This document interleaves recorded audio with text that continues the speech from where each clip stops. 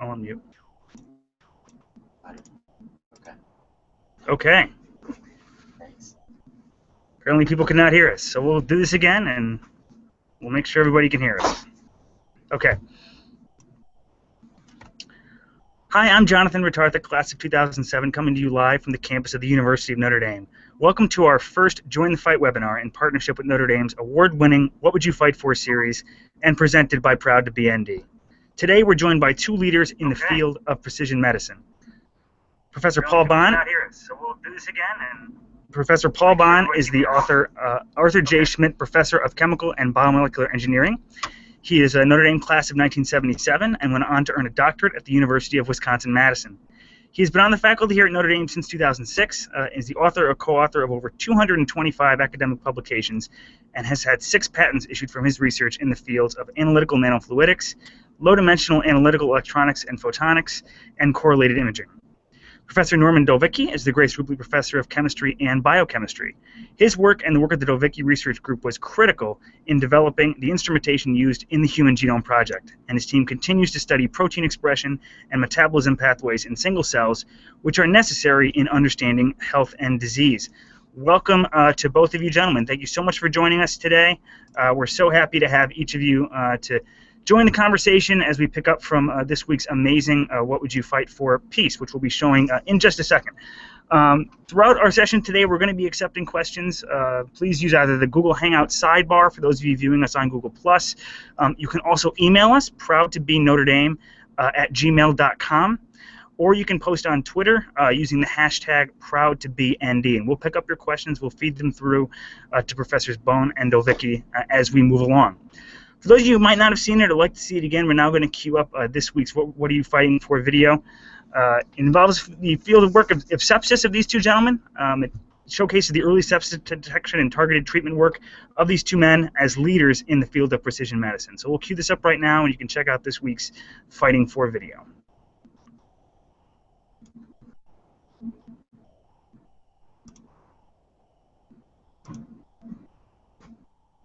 This week's What Are You Fighting For video. It involves the field of work of sepsis of these two gentlemen.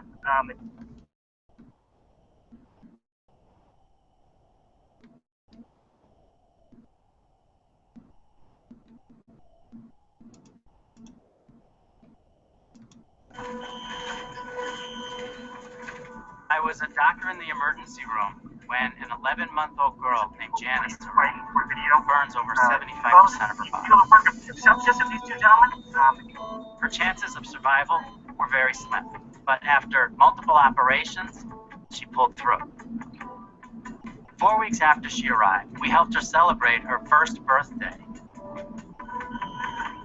The next day, she died in my arms. Emergency room when an 11-month-old girl named Janice, her body burns over succumbed to sepsis. Sepsis is a severe reaction to infection, causing 40% of all hospital deaths in America.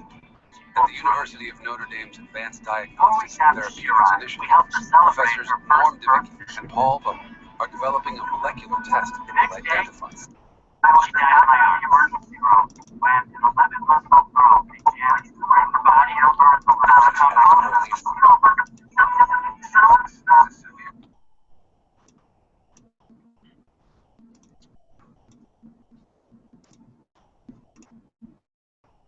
Okay, so a few small technical difficulties with the video, but we're going to get it up in just one moment. Hold on, and please stand by.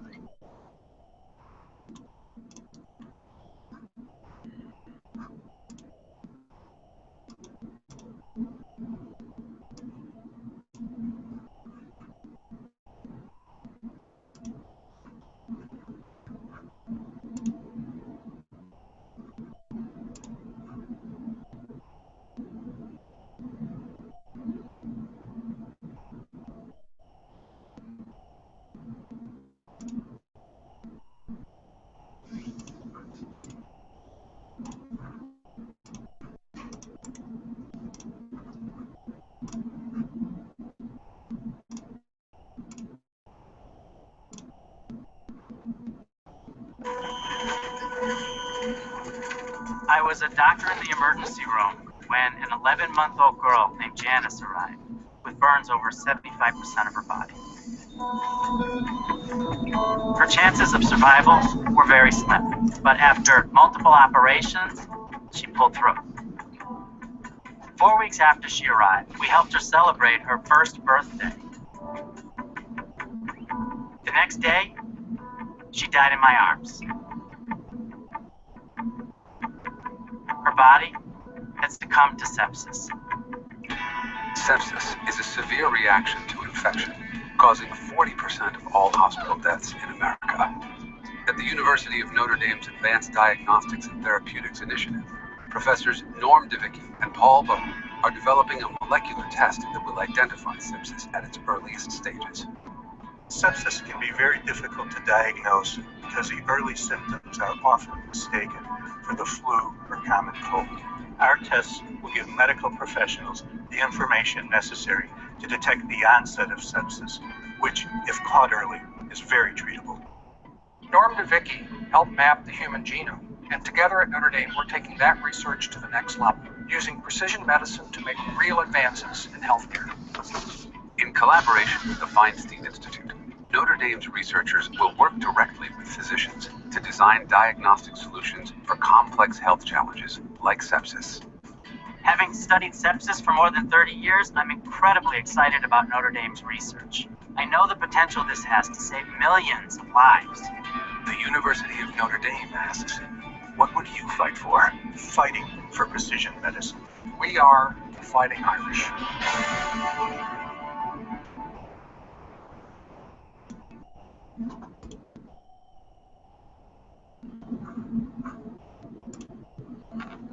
All right, terrific. Thanks again for bearing with us with some of the technical difficulties, but we're so glad you got to be able to see that. And we know, Professor Bohn, that you have a presentation that you'd like to share as part of today's webinar as well. Would you like to get started with that? Yes, I would. I'd be happy to, Jonathan. Thanks very much.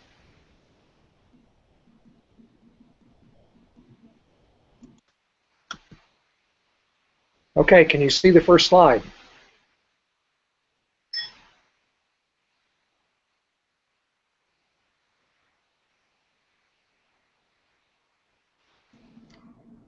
I believe we can see it. It should come up in just a moment.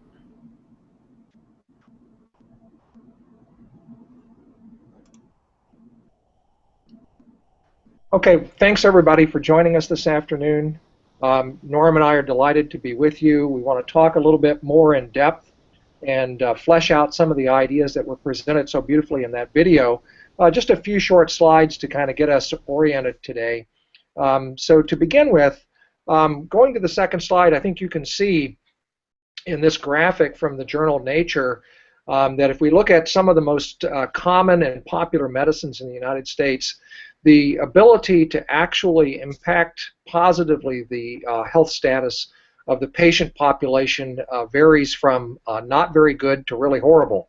And in part, this can be thought of as the interaction of the specific medication with a specific individual, and it's just a problem that we have not yet wrapped our arms around. So in this case, all of the blue individuals are the ones who are being helped by the medication in a given case, and all the red ones are the ones who are not being helped on average by that medication.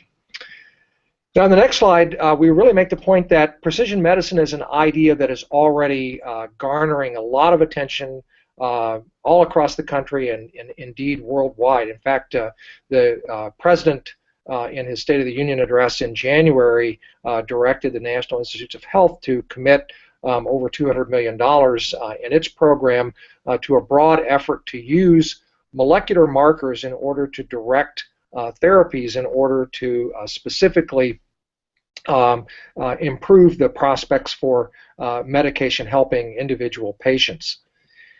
So precision medicine can be thought of as the problem of how to deliver the right treatment to the right person, but not just at any time. That treatment has to be delivered in a way that is appropriate in time and space so that the treatment has its optimum effect for that particular patient.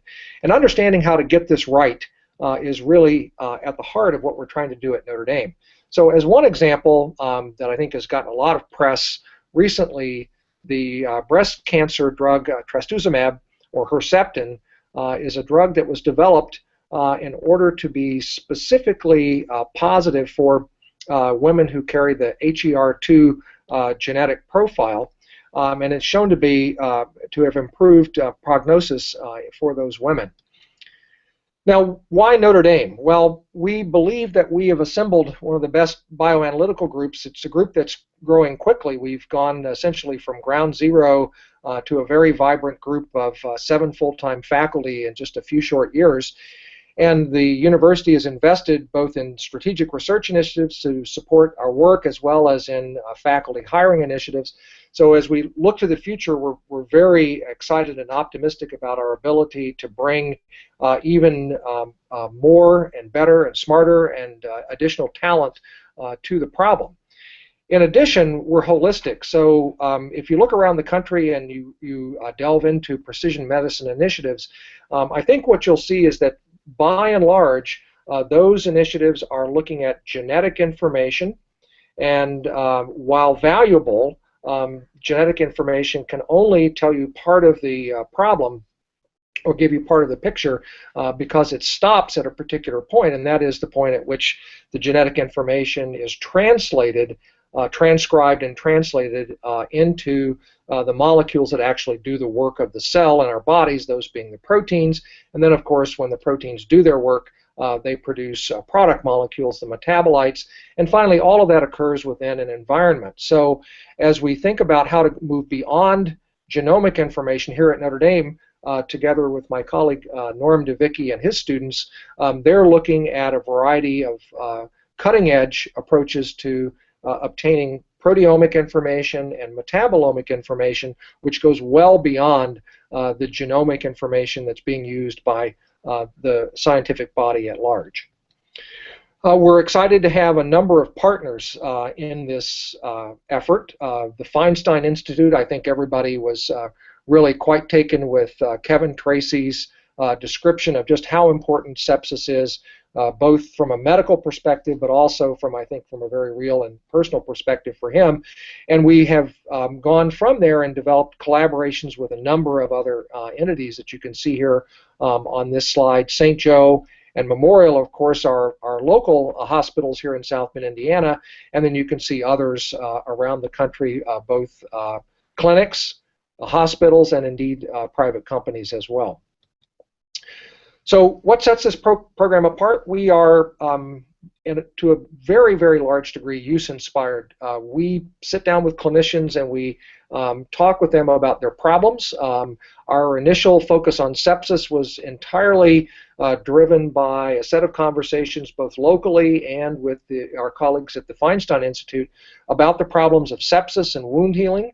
We seek high-risk, high-reward projects. We want to make a difference in people's lives, and that means that some fraction of what we do is unfortunately going to fail in the sense of not producing a fieldable product, but still succeeding in the sense of helping to train students and bringing focus on this important medical problem. And finally, a central tenet of what we're doing here at Notre Dame is to bring together people from across disciplines, from chemistry, chemical engineering, biology, electrical engineering, etc., in order to bring a holistic approach to these very difficult problems. We're very focused as well on pushing what we develop back out into the community, and so as part of that, we are focusing a lot of our effort on as quickly as we can commercializing the ideas and helping launch small companies which can then take the research advances that we make here in the laboratories on campus and move them out into the larger population at large. So with that, I'm going to conclude my comments with these few brief slides, and we'll open it up to Jonathan and to the questions that you might have. And so once again, thanks for being with us.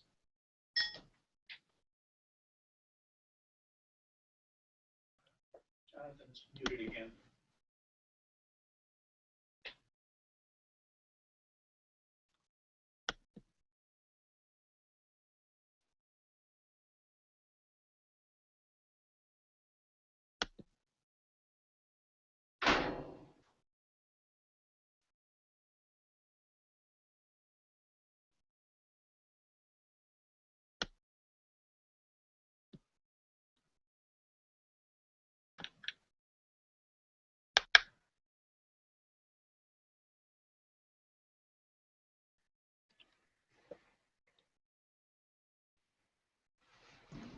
Okay. Sorry, I was. Thank you guys again for joining us. Let's start to get to questions. If you have questions, proudtobend@gmail.com. The hashtag proudtobend. You can reach us through that as well with questions. So, Professor Dovichi, the ad mentions your contribution to the Human Genome Project. How does that work inform this project and the work that you do now? The experience in developing technology to sequence the human genome provides a strong basis for development of additional technologies and new technologies. But I think the most important thing from that experience is the importance of interacting with real-world problems. And that's where our focus on talking to the people at our local medical centers and also in the Feinstein and other locations around the country in order to identify important problems with which we can focus the attention of the wonderful team that's been assembled at Notre Dame is really quite important. Terrific. I was really moved by Dr. Tracy's story. How did either one of you end up first meeting with him or working with him? How did this relationship kind of come together? Well, I'll take that one, Jonathan. I was presenting the work that we had just started in the Precision Medicine Initiative about a year and a half ago to a group that was organized around the Cleveland Clinic Alliance, and the Feinstein Medical Research Institute is part of that alliance. So we met Kevin, who practically jumped out of his chair when he saw what we were doing here at Notre Dame. They have a very large research program, not just one or two investigators, but a whole set of principal investigators there at Feinstein who are focused on the biomedical aspects of sepsis and the molecular biology, cell biology related to the syndrome that's referred to as sepsis. And when they heard about the kinds of technologies that we were developing in Norm's group and other groups here at Notre Dame, Kevin was exceptionally excited and approached us, and we then began a series of conversations. We've exchanged visits with each other, and now have a series of projects between investigators here at Notre Dame on the basic science side, and then investigators at the Feinstein Institute in New York who are clinicians and are doing biomedical work.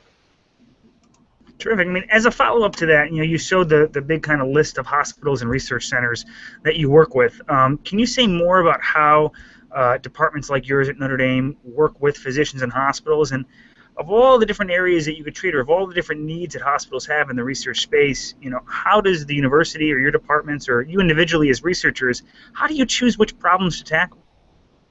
Well, that's a great question, Jonathan. First we sat down and we didn't know which problems to tackle. We really took a look at things, and it was clear to us that we needed to be informed by the real-world problems of clinicians who are out on the front lines treating patients every day. And so we went and sat down with our local clinicians, both at St. Joe and at Memorial, and just talked to them about what their most difficult problems were. And sepsis and wound management really came to the fore in those discussions. So identifying sepsis really came out of a set of very frank and open conversations with a group of local clinicians. Now, in terms of what they can bring to the table and why it's important to have collaborative work across the basic science, clinical science divide, is the kinds of samples that we would be able to work on as a group of university investigators here at Notre Dame would be quite artificial without the connection to clinicians. So they can provide us with human-derived, patient-derived samples in a variety of ways that we would never be able to access on our own. So it's this connection, a collaboration between basic science, but connected in a very deep way with the real problems of clinicians that's really critical in this relationship. Terrific. Professor Dovichi, what's the environment like out there for researchers, who are also inventors, the commercialization of ideas? It was mentioned briefly in your piece, but obviously the idea of technology transfer is key to so much of the work that's being done at the university level. How does that influence your work? How has it, certainly with the Human Genome Project, influenced your work? And how does it guide your decision-making when it comes to new projects and your thinking around the future of such projects? That's a complicated set of questions that you've answered or asked. The University of Notre Dame has some outstanding technology transfer officers working here. We work with industry on a number of projects, and we file patent disclosures on a number of our technologies. And we've been successful, fortunately, in licensing several of these to a number of companies. So having access to strong technology transfer personnel, people with good experience, is of course invaluable in guiding the technology development. It's very difficult to predict what's going to be successful and what's not going to be successful. So one needs to plant many seeds and see which of those will grow into fruitful trees. And in this case, working with our colleagues and collaborators at the local medical centers and at the Feinstein, it will be interesting to see how that technology comes to pass, and if we are successful in developing useful biomarkers, how the commercialization of that technology will proceed. That's very much up in the air and an exciting opportunity to learn. Great. Once again, we're so happy to be talking with Professors Bohn and Dovichi, jumping off of this week's fantastic What Would You Fight For series on sepsis treatment and precision medicine. We encourage you to keep submitting questions. We've been getting a lot of great ones. If you're in Google Hangouts right now, you can submit it right in the Q&A module. If you're viewing us on Proud to Be ND on YouTube, you can submit via proudtobenotredame@gmail.com, and we're checking that email inbox right now, or you can submit your questions using the hashtag ProudToBeND on Twitter. So please keep them coming. We were talking about the importance of tech transfer and having those great kind of resources so that great ideas can be commercialized in the university space. Professor Bohn, how does that impact some of the work that you do independently, and how is that been a factor for you in your career? Well, it's really important to be able to have a good impedance match with the outside world. When we work with a particular small company, Hasiri Diagnostics, which has licensed some of the technology that we've developed in our laboratory here for the identification of specific strains of bacteria. And there, the end goal is a little bit different, but some of the underlying technology is very similar to what we use in our sepsis-related work. But the critical thing about having a connection with a company is that what it allows us to do at the university, we can do what we do well. We can work with our students. We can concentrate on the fundamental development of the science and technology underlying the treatments, the diagnostics, the therapeutics that we want to push out into the field. Whereas our colleagues in the company, in Hasiri Diagnostics, because they have medical training, they have experience in the pharmaceutical industry and the medical device industry, they can navigate all of the complicated regulatory and approval processes that are required in order to rapidly move the research advances that we make from the laboratory into the field. So it's this translational component that is so important to have good collaborators at companies as well as collaborators in hospitals and clinics. Great, great. Well, I mean, certainly, the need to have that connection is vital. I think also vital is a connection between researchers like yourself and the students at the university level. Professor Dovichi, can you talk to us a little bit about the influence of being able to work with students both at the graduate and undergraduate levels, and how that's impacted your time here at Notre Dame? Well, it's kind of what makes me get up in the morning. It's a great fun, great delight to work with these smart young people, see them make the conversion from being a student to being a scientist, being able to think independently, work independently.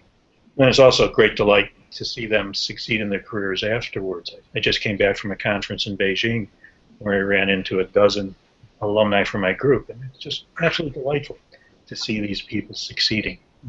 It's a source of great pride and pleasure. How are they involved on, I guess, a day-to-day basis? So students are either they're taking classes, they're experiencing other parts of life at Notre Dame, either at the graduate level or undergraduate level. What are they doing for you each day? What does that immersive kind of an experience look like on a daily basis? And certainly open to both of you. Well, the students it depends, of course, if graduate and undergraduate students. The graduate students very quickly move through the coursework and are devoting a very large fraction of their time to research. And they will be spending time generating samples, doing the chemical analysis to generate data, and then spending enormous amounts of time in front of the computer trying to interpret and understand the data. And then finally, if it's most important, is writing up the results into publications and patent applications to share with the wider community. The undergraduates are a bit different in that their lives are more complicated. They have full course loads, they have busy social lives, but they will be spending many hours a week working with graduate students, working on their own in order to move the whole enterprise along. And hopefully they're picking up and learning along the way how to think independently, how to work independently, how to interpret data, how to deal with success and failure in the laboratory, and then finally how to share the results with the wider community. Thanks again to everybody for providing such great questions. We have a new one from Jenna, who asks, where do you see the biggest impact for precision medicine? Where is it making the biggest impact, and for what type of patient? Well,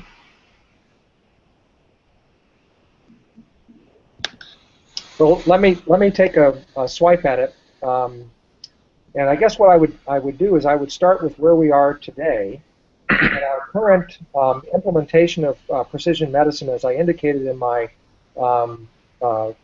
slides at the beginning, is to use genetic information, which, let me remind you that Norm Dovichi was integral in making it possible to even have that information, but using genetic information to essentially direct a relatively small number of therapies to specific patient populations. So we called out the HER2 gene in breast cancer as a specific example where there was a increased efficacy of a specific medication based on the presence of that genetic marker. And so currently, that's really where the technology lies. Now, what we see Norm and others here at Notre Dame doing, and where we want to be, in 5 or 10 years, is broadening that to the point where we're now using a much broader spectrum of molecular markers that can be acquired through blood or sputum or urine or whatever mechanism is appropriate, and then used to not only specify a particular drug, but as the course of the illness or the course of the treatment progresses, to feed back information on a real-time basis to a clinician to assess whether that drug is having the intended effect or not.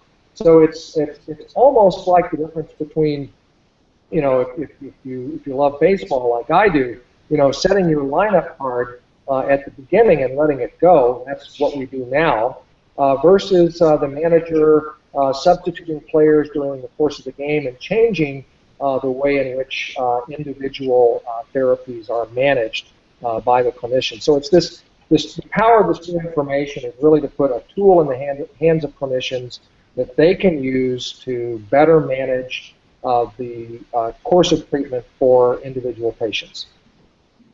Right, and following up on that, Professor Bohn, precision medicine has been getting kind of more talk in the media, both scientific and national media.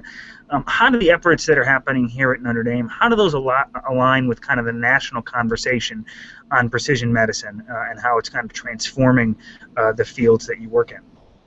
Well, we hope that we're on the leading edge of that conversation. I think that there are really terrific groups of people who have the right genetic capabilities and the right bioinformatics capabilities to really do a great job of using genetic information for precision medicine. What we want to do that is different and distinct here at Notre Dame is to provide new tools that go well beyond the acquisition of genetic information. So the example I always give to people is that having genetic level information is like having a blueprint for a house. Yeah, you sort of know what the house is going to look like, but having the protein and metabolite information is knowing what color the paint on the walls is, where the rugs are, what kind of appliances you got. And so the blueprint gives you some information, but it's the rest of that information that really distinguishes the house from the blueprint that you started with. So where we are at Notre Dame is very much in providing the tools that will allow clinicians to have that increased level of information about how their therapies are proceeding. Let me amplify that a bit. Genetic information is proving very valuable for improving therapy for cancer. And cancer is a disease of the genome. But wide swath of other diseases, heart disease, sepsis, as we talked about in the video, have at best a very weak genetic component associated with them. And instead we have to be a bit more sophisticated in our approach. The President's effort, NIH's effort, in precision medicine is primarily focused on using genetic information for characterizing cancer and improving cancer therapy. And we wish to have a bit more subtle and a bit more holistic view, looking at a wide swath of biological molecules obtained from the patient and use those to guide therapy. Thank you guys, both. Stuart, again, thank you so much for everyone sending in questions, either through the Google Hangouts tab, through sending an email to proudtobenotre-dame@gmail.com, or by hitting us up on Twitter using the hashtag ProudToBeND. Stuart asks, what is the state of research now for finding new biological markers out there? It's a really tough problem. There's been a lot of effort trying to develop markers for early diagnosis of cancer based on specific proteins present within the bloodstream, and those have been proven to be very, very challenging to validate. We are not so much interested in early diagnostics, not particularly interested in detecting diseases early. That's a very, very challenging project. But instead what we're interested in doing is guiding therapy, and they're working with clinicians. The real key bottleneck and the real key step is obtaining samples from patients in order to do prospective and retrospective studies. So obtaining samples from patients, serum, for example, and good clinical information in terms of the characteristic of the disease, and then the therapies that have been obtained, used, and then the outcome of the disease is real key. So this is a very long-term, very challenging set of projects. We believe by focusing on prognostics and identifying ideal care for a patient who does have a disease, we will have a greater impact, at least in the shorter term, compared to the efforts to develop early diagnostics. Great. Well, a question that we just received from Andy actually flows right into that in terms of, speaking to the importance of finding new therapies or finding, which people respond to the current treatments that are out there. So how do you kind of see the prioritization of that shaking out? Well, Paul showed us a slide in his presentation, his second slide, which highlighted the small percentage of the population that responds to any particular therapy. So he showed the drug, I don't have my glasses on, pardon me, Nexum, which is treating heartburn, and perhaps 1 out of 20 patients will benefit from that therapy. And the only way you can discover which of those patients are going to benefit from therapy is to do the experiment, is to do the treatments. And that, of course, is a long-term and expensive project. Right. Thanks again for everyone sending in such great questions. Larry asks next, will insurance agencies pay for the tests that make precision medicine possible? So looking at the end users, looking at the patients, looking at the overall kind of healthcare system and how finances factor into that. For precision medicine and its research findings specifically and the products that come to market, how does the kind of end payer and how do we've also received questions. Amber asks, how do pharmaceutical and biotech companies reach into that? So the commercialization of all of it, how complicated is that in today's healthcare system that we have in this country and around the world? Well, I'll take a swipe at that question. The thing I would say is, first of all, in order for the insurance companies to really latch onto this, what they have to be convinced of is that there's a real benefit, financial benefit, again, in terms of increasing success of treatment, as Norm has talked about just recently here. And what I would emphasize is that here at Notre Dame, we're working on a variety of different technologies that range all the way from very, very sophisticated mass spectrometry and separation technologies, such as Norm's students are working on in their laboratory, that might be associated with high unit costs per test, all the way down all the way down to very, very inexpensive tests that can be administered with cheap materials at the bedside to obtain answers essentially by nurses in real time without waiting for a sample to go from the patient to the clinical laboratory and then back, and then for that information to flow back to the clinician and ultimately result in treatment. So we envision a wide variety of different levels of cost and sophistication for the tests that we're developing.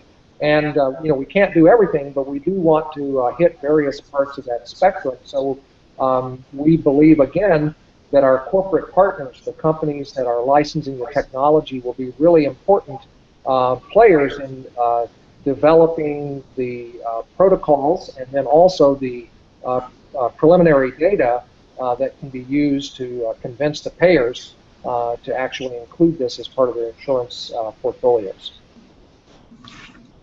Great. Professor Dovichi, anything to add to that? Paul, of course, nailed hit the nail on the head. and just to summarize it, the insurers will take advantage of precision medicine if it saves them money.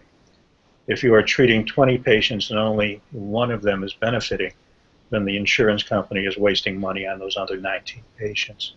If we were able to identify those patients and only those patients who will benefit from the therapy, then the insurance companies should rapidly embrace this new technology. Terrific. We've gotten, again, great questions from everyone that's tuning in and joining us. Thank you again so much for joining us in this first ever Join the Fight webinar presented by the award-winning What Would You Fight For series and proud to be ND here at the University of Notre Dame. Eleanor asks about impact and about timelines that you guys work with. A lot of times the research that you're doing can take years and decades to come to fruition, especially in actually reaching the market. Would this impact her 7-year-old daughter during her lifetime, the kind of research that's being done on certain things now?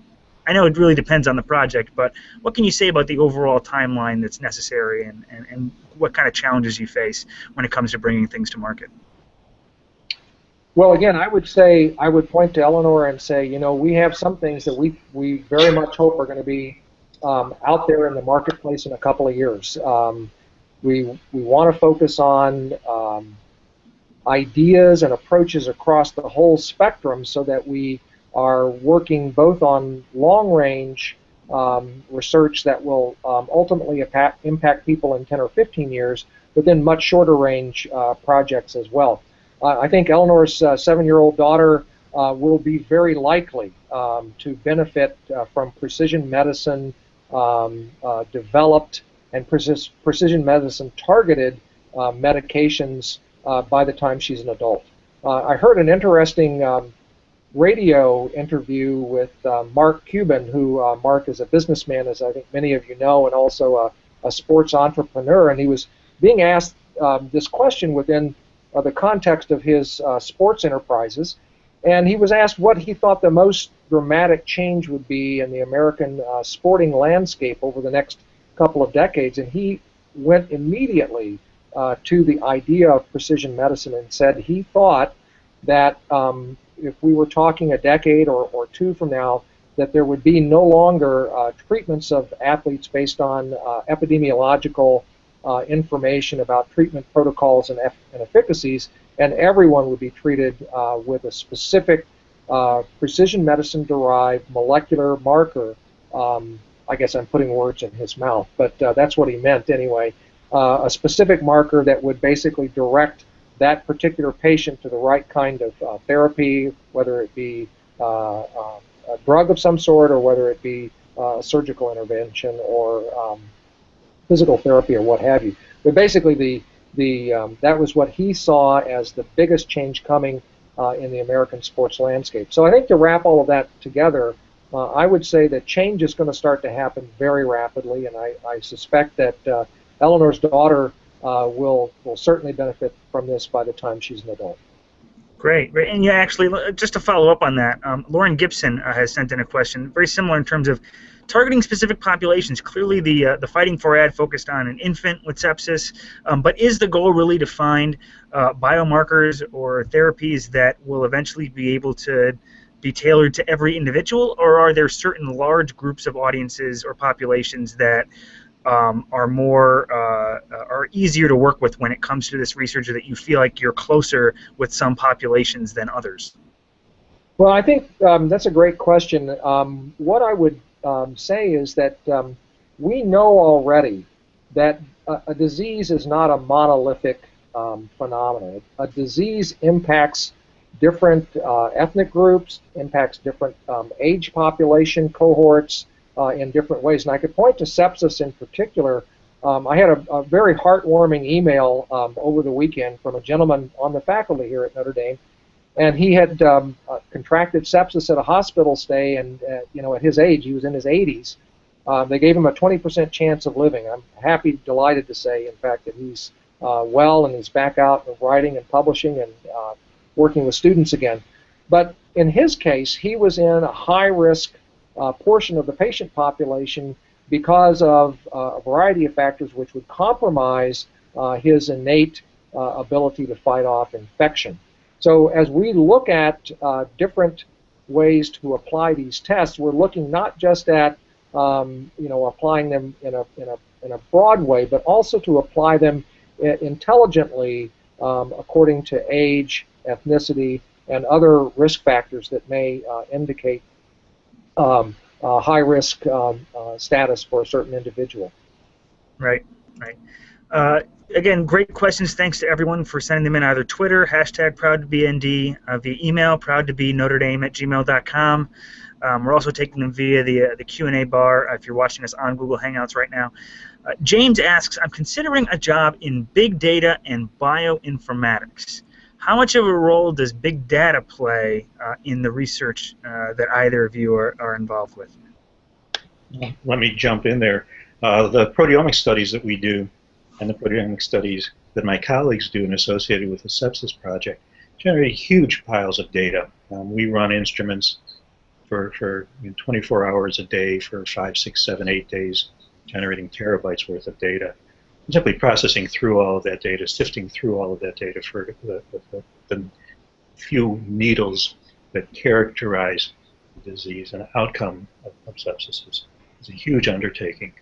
Then you multiply that by the large number of patients that need to be studied, characterized. It becomes a significant challenge. So I congratulate you in a career choice in choosing bioinformatics and big data, because that field is in desperate need of more researchers and talented researchers. You'll have good employment opportunities. Another question we have, Stella has asked us, this type of genetic medicine and information might have consequences outside of medicine. Should a patient know if he or she is likely to develop a disease with no treatment or cure? So likelihood of disease, the markers that say, yes, I'm susceptible. We know there are some tests already that can point to certain predilections for diseases.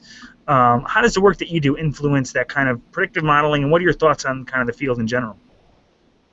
We had to face this in the Human Genome Project, and the U.S. government's human genome programs were very sophisticated and devoted several percent of the overall budget to dealing with bioethical issues.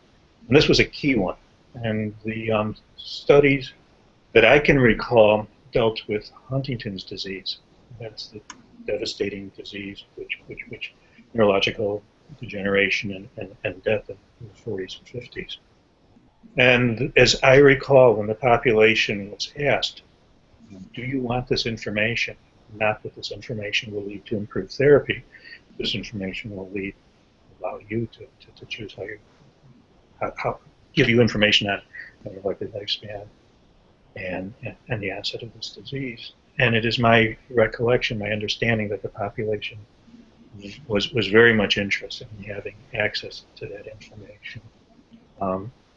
It was subtle. Some patients or some individuals who were at risk for Huntington's may have had parents who died from the disease.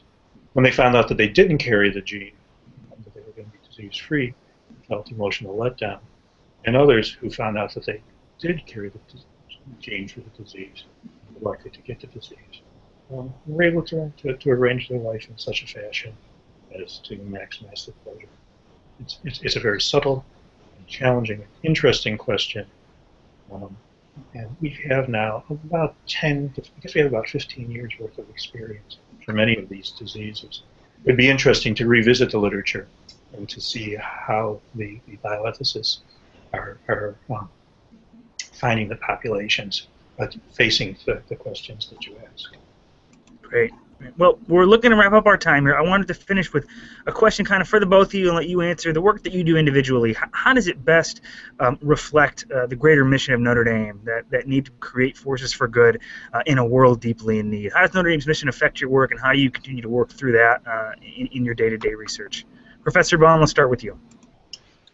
Certainly. Well, I think Father Jenkins has been very clear that when he thinks about Notre Dame, he really thinks about the three pillars of our mission being undergraduate education, research and scholarship, and our unwavering dedication to our Catholic identity.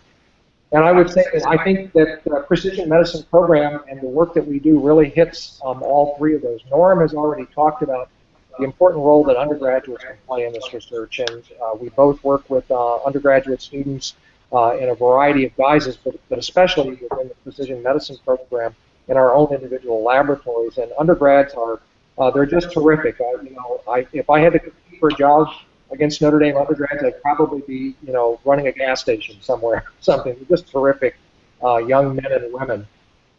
With respect to research and scholarship, I think the answer there is obvious. This is a wonderful training ground for advanced students, both doctoral students and postdoctoral students who are working in our laboratories, because they're getting to work on the cutting edge of technology and science.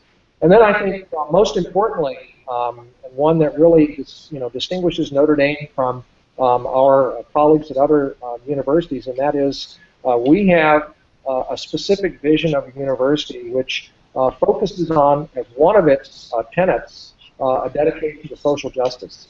And so as we look at the work that we do, impacting people's lives, making it possible for people to have better treatments for illnesses, we very much think that fits nicely within the social justice understanding of our Catholic character as an institution. Terrific. Norm? Paul's really good and has articulated well.